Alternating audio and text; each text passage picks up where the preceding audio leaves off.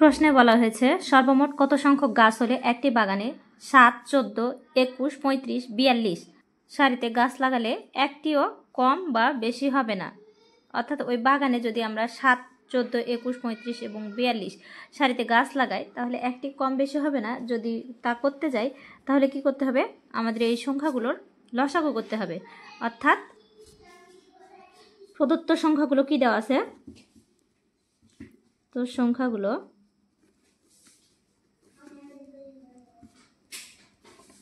7, 14, 21, 35 এবং 42 এই সংখ্যাগুলো লসাগু করে যে সংখ্যা পাবো সেই সংখ্যাই হবে সে বাগানের গাছের সংখ্যা।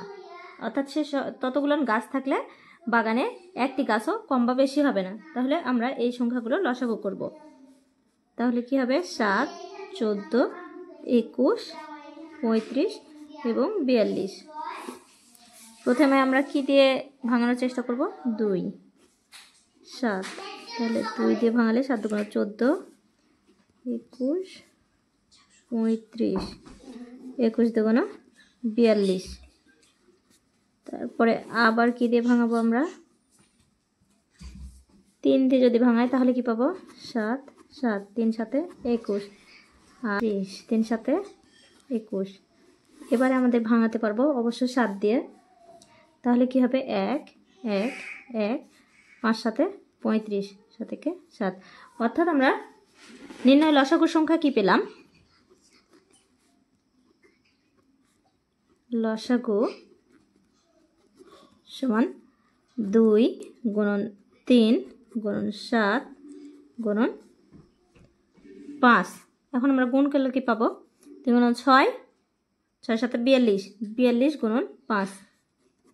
তাহলে কি হবে, 5 × 10 0, হাত থাকলো 1, 4 5 20 আর 1 21, 210। অর্থাৎ 210টি গাছ যদি থাকে তাহলে বাগানটিতে একটিও কম বা বেশি হবে না।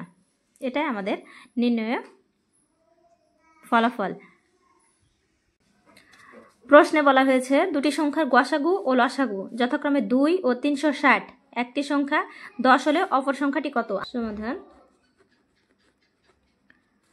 আমরা জানি কি লসাগু এবং গসাগুর ক্ষেত্রে দুটি সংখ্যার গুণফল, দুটি সংখ্যার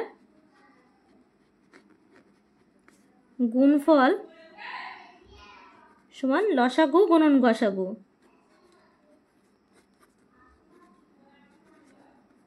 তাহলে দুটি সংখ্যার মধ্যে একটি সংখ্যা 10 দেওয়া আছে, 10 গুণন আরেকটি সংখ্যা হোয়াট, এবং লসাগু কত, লসাগু হচ্ছে 360 আর গসাগু হচ্ছে 2, বা হোয়াট ইজ ইকাল টু একটি সংখ্যা 360 গুণন 2 ভাগ হচ্ছে 10। 10 দিয়ে যদি ভাঙা হয় তো আমরা কী পাবো, 36 × 72। অতএব অপর সংখ্যাটি হচ্ছে 72। এটা আমাদের কাঙ্ক্ষিত ফলাফল।